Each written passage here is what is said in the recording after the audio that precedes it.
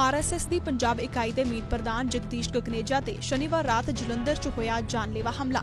ਦੋ ਅਣਪਛਾਤੇ ਮੋਟਰਸਾਈਕਲ ਸਵਾਰਾਂ ਨੇ ਉਹਨਾਂ ਤੇ ਫਾਇਰਿੰਗ ਕੀਤੀ। ਹਾਲਾਂਕਿ ਗਗਨੇਜਾ ਦੀ ਸਿਹਤ ਫਿਲਹਾਲ ਖਤਰੇ ਤੋਂ ਬਾਹਰ ਦੱਸੀ ਜਾ ਰਹੀ ਹੈ। ਗਗਨੇਜਾ ਦੇ ਸਰੀਰ 'ਚ 3 ਗੋਲੀਆਂ ਲੱਗੀਆਂ ਨੇ। ਇਸ ਸਾਲ जनवरी महीने एबीपी ਸਾਂਝਾ ਨੇ ਕਈ ਮੁੱਦਿਆਂ ਤੇ ਜਗਦੀਸ਼ ਗਗਨੇਜਾ ਨਾਲ ਖਾਸ ਗੱਲਬਾਤ ਕੀਤੀ ਸੀ। ਦੇਖੋ जगदीश गगनेजा नाल एबीपी ਸਾਂਝਾ ਦਾ एक्सक्लूसिव इंटरव्यू। लुधियाना में आरएसएस की शाखा लगने से पहले गोली चली थी। इस गोलीकांड पर काफ़ी सवाल खड़े हो रहे हैं। पंजाब पुलिस इस केस को इन्वेस्टिगेट कर रही है। आरएसएस इसके बारे में क्या सोचती है? हमारे साथ आरएसएस के पंजाब के वाइस प्रेसिडेंट जगदीश गगनेजा हैं, उनसे बात करते हैं। ब्रिगेडियर साहब, प्राइमा फेसी आप इस घटना को कैसे देख रहे हैं? क्या क्या एंगल आपको इसमें नज़र आ रहे हैं? सबसे पहली बात, ये जो कहा जा रहा है कि ये आरएसएस की शाखा पर हमला था, ये ऐसा नहीं है। ये एक इंसिडेंट हुआ है एक पार्क के बाहर, जिसमें आरएसएस के एक स्वयंसेवक ने एक मोटरसाइकिल के पास खड़े हुए एक युवक से पूछा कि आप यहाँ क्यों खड़े हैं अंधेरे में? तो उसने कहा कि मैं अपने एक साथी का इंतज़ार कर रहा हूँ। पार्क में अंदर आते समय एक दूसरे व्यक्ति ने उनसे पूछा कि क्या आप स्थानीय लोग हैं या बाहर के हैं? तो उन्होंने कहा हम स्थानीय हैं। तो उसने एक राउंड फायर किया, जो कि इस स्वयंसेवक की सतर्कता करके उसका कोई प्रभाव नहीं हुआ और दोनों व्यक्ति उस मोटरसाइकिल से भाग गए। ये एक घटना है। इस घटना को हम कह सकते हैं कि ये एक लॉ एंड ऑर्डर की घटना भी हो सकती है, जैसे कि पंजाब के कुछ शहरों में होता रहता है स्नैचिंग वगैरह की, लूटपाट की, और ये एक आतंकी घटना भी हो सकती है। हम चाहते हैं कि पुलिस सारे के सारे जो घटना के संबंध में पक्ष हैं उनके बारे में जानकारी प्राप्त करे और उसके जो असली किसी परिणाम पर पहुंचे। जिस तरह की खबरें भी हैं, पंजाब के डीजीपी श्रेयस अरोड़ा ने कहा कि ये कोई आतंकवादी घटना हो सकती है, क्योंकि हरमंदर साहब में भी एक अटैक हुआ था, गोली चली थी, उसके बाद यहाँ पर गोली चली, तो वो इसको एक्सट्रीमिस्ट से भी जोड़ रहे हैं। आप इसको कैसे देखते हैं? तो पुलिस का काम है कि वो हर एंगल के ऊपर वो अपना काम करे। उस रूप में अगर वो ऐसा काम करना चाहते हैं तो वो उनकी मर्जी है, वो ऐसा काम कर सकते हैं। हम इसको अभी एक ऐसा ही घटना मानते हैं जो एक स्वयंसेवक की सतर्कता के कारण कुछ अनहोनी जो होनी थी वो टल गई है। तो प्राइमा फेसी आपने पुलिस के साथ जो बातचीत हुई है आपकी पंजाब पुलिस से बात हुई, हमने सुना है, उसमें आपने प्राइमा फेसी कौन कौन से एंगलों पर कहा है कि बातचीत हो या इन्वेस्टिगेशन हो? हमने उनको कहा है कि आप इसको खुले मन से, कोई भी ऐसा एंगल अछूता ना रह जाए जिस करके आने वाले समय में कोई बड़ी घटना घट जाए। इसको हर एंगल से आप इसकी इन्वेस्टिगेशन करें, इसकी लॉ एंड ऑर्डर के हिसाब से इन्वेस्टिगेशन करें, इसकी आतंकवाद के साथ जोड़ के इन्वेस्टिगेशन करें। जो भी आप ठीक समझते हो इन्वेस्टिगेशन करके आप पूरी इन्वेस्टिगेशन के बाद जो भी समाज को चाहे वो बताएं। आतंकी घटना आप किस तरफ से कह रहे हैं? कि कोई बाहर के आतंकी आए हैं या विद इन पंजाब या इंडिया के किसी हिस्से से? कैसे आप इसको आतंकी घटना से जोड़ के देख रहे हैं? आतंकी घटना के कई नमूने हैं, कई मॉडल्स हैं। पंजाब में कुछ लोग इसको सिख रेडिकल के साथ भी जोड़ते हैं आतंकी घटनाओं को, कुछ लोग इसको आईएसआई के साथ भी जोड़ते हैं, कुछ लोग इसको मुस्लिम आतंकवाद के साथ भी जोड़ते हैं। हमें इस बात के बारे में कोई जानकारी नहीं ये किसने घटना की है। हम इसको चाहते हैं कि पुलिस अपने एक विचारधारा के मुताबिक अपने कार्य प्रणाली के हिसाब से इसकी इन्वेस्टिगेशन करे। पंजाब में क्योंकि पंजाब में सिख बहुगिनती सूबा है पंजाब, यहाँ पर सिखों की कुछ ऑर्गेनाइजेशनें मानती हैं कि आरएसएस सिखों के विरोध में काम करती है, सिखों को खत्म करना चाहती है। आरएसएस जो है वो कभी भी किसी समय भी सिख समाज के विरोध में नहीं रही।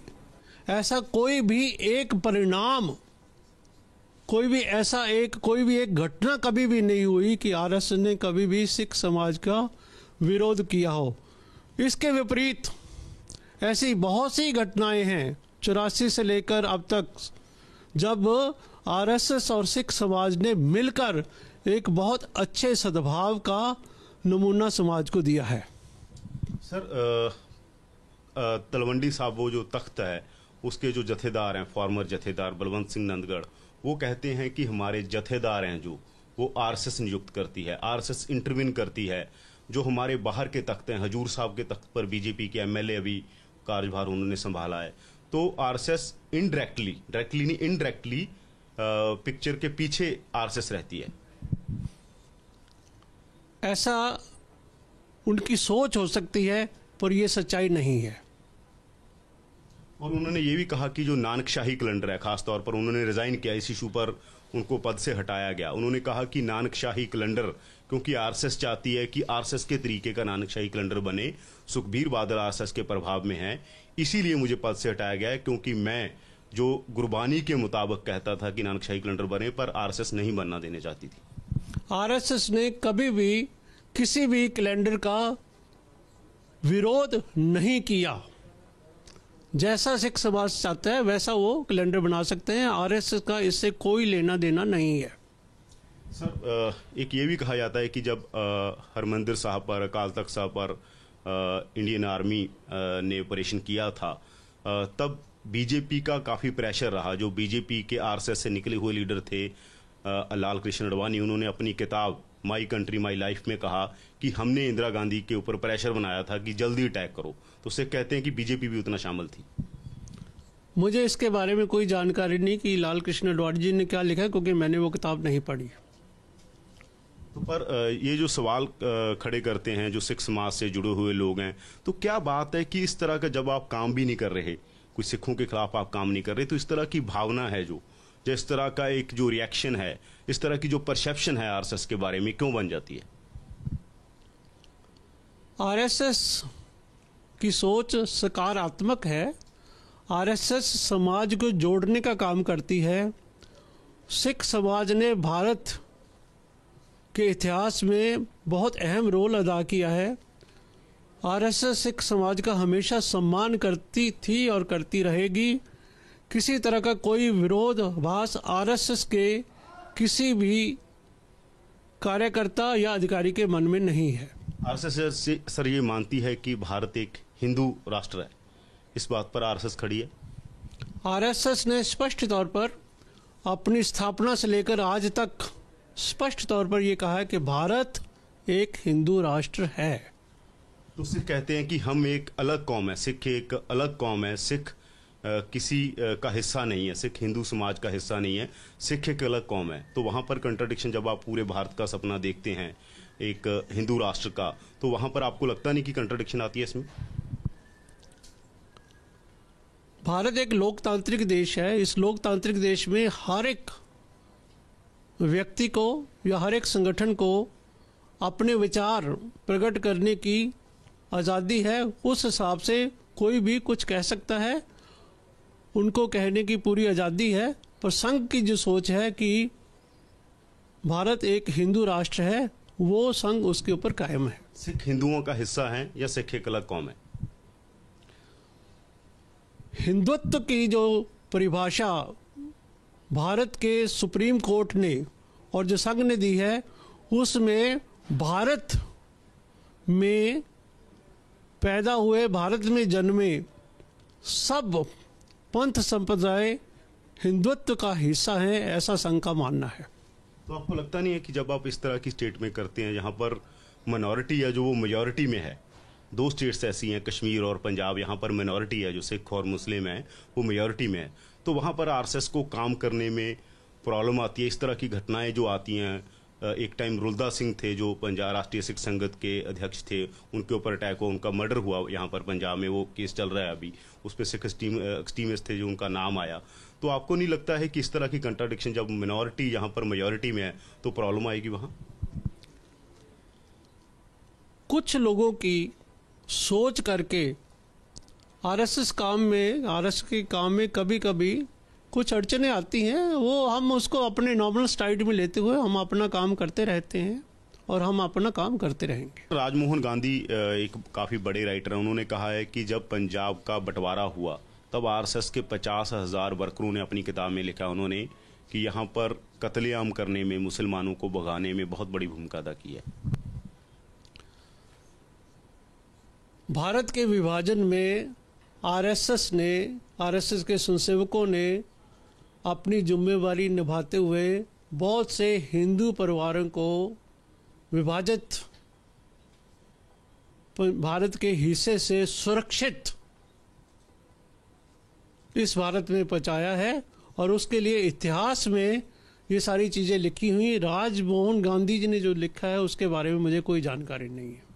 सर, ये परिकल्पना है जो आपकी कि हिंदू राष्ट्र कैसा होगा, तो ये आपने कभी पेश नहीं किया। आरएसएस ने ये बताया नहीं है कि कैसा हिंदू राष्ट्र होगा, उसमें कौन रहेगा, जो दूसरे लोग होंगे वो रहेंगे या नहीं, जो माइनॉरिटी के लोग होंगे उनको निकाल दिया जाएगा। वो परिकल्पना क्या है आरएसएस की? आरएसएस की हिंदू राष्ट्र की परिकल्पना ये है कि यहाँ पर प्रत्येक नागरिक अपनी शारीरिक, मानसिक और आत्मिक स्वतंत्रता से रहेगा, फले फूलेगा। किसी को पूजा करने की पद्धति के कारण न अच्छा समझा जाएगा न बुरा समझा जाएगा। सबको समान अधिकार देना हिंदुत्व की एक परंपरा रही है, वैसे ही एक हिंदू राष्ट्र की आरएसएस की कल्पना है। तो यहाँ पर जो मिनॉरिटीज़ हैं, जो मुस्लिम हैं, क्रिश्चियन हैं, सिख हैं, तो जब हिंदू राष्ट्र बनेगा उनके लिए कोई जगह होगी? जब मैं कह रहा हूँ भारत के सब नागरिकों को यहाँ स्वतंत्र और समान अधिकार मिलेंगे, तो उसमें हर तरह की मिनॉरिटी भी शामिल है, जैसा कि आपने बताया है। एक सर, ये कहा जाता है कि आपका जो एजेंडा है, जो हिटलर और मुसोलिनी का एजेंडा था, वो तानाशाही का एजेंडा है कि यहाँ पर तानाशाही लागू होगी, लोकतंत्र खत्म किया जाएगा, और आप उसी विचारधारा को फॉलो करते हो जो हिटलर मुसोलिनी करते थे, और वही आपकी ड्रेस है जो हिटलर के लोगों की ड्रेस थी या मुसोलिनी के, वही ड्रेस आरएसएस के लोगों की भी है। ये एक आरएसएस के खिलाफ एक दुष्प्रचार है।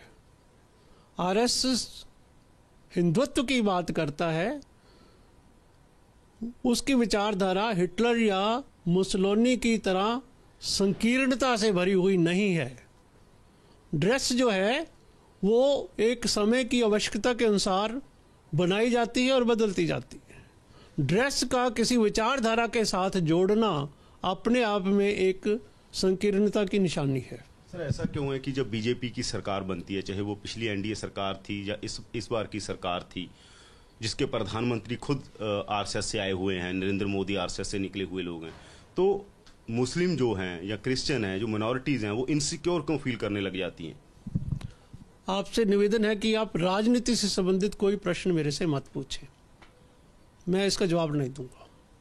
तो सर, जो आरएसएस से लोग निकलते हैं, जो राजनीति में आते हैं, स्पेशली कई बार जब जनसंघ बना था तब स्पेशली आरएसएस से लोग भेजे गए थे। अडवाणी जी को तब भेजा गया था, उसके बाद मोदी जी को भेजा गया आरएसएस से। तो राजनीति में जब संघ से निकले हुए लोगों को वहां लाया जाता है, तो उसके ऊपर आरएसएस का क्या टेक है? क्या वो लोगों में आरएसएस की विचारधारा नहीं होती है? आरएसएस अपने स्वयंसेवक हर जगह भेजना चाहता है। अगर कोई भी राजनीतिक पार्टी अगर वो चाहती है कि आरएसएस के स्वयंसेवक वहाँ के काम करें, तो हम उनको भी अपने स्वयंसेवक देने के लिए तैयार हैं। तो जो सरकार में जब स्वयंसेवक जाता है, जब मोदी जी जाते हैं, तो वो आरएसएस की आइडियोलॉजी को तो फॉलो करते ही होंगे। स्वयंसेवक के नाते वो जो ठीक समझते वो करें, सरकार के नाते वो ठीक समझते वो करें, उनको दोनों प्रकार की स्वतंत्रता है। आपको लगता है कि जो इस तरह का माहौल बनता है सरकार को लेकर, नहीं, जो आप एज एक जिम्मेवार नागरिक के तौर पर जब कोई इनसिक्योर फील करता है तो उनको नहीं करना चाहिए, जब कुछ सरकार को ऐसे स्टेप लेने चाहिए कि कोई इनसिक्योर फील ना करे? सरकार को क्या करना चाहिए इसके विषय में आप सरकार से पूछें। सर, पंजाब में ड्रग बहुत बड़ा मसला है, तो ड्रग को लेकर आरएसएस इतनी एक्टिव नहीं है। आरएसएस एक ऐसे लगता है जैसे चुप है, क्योंकि सरकार में बीजेपी भी है यहाँ पर।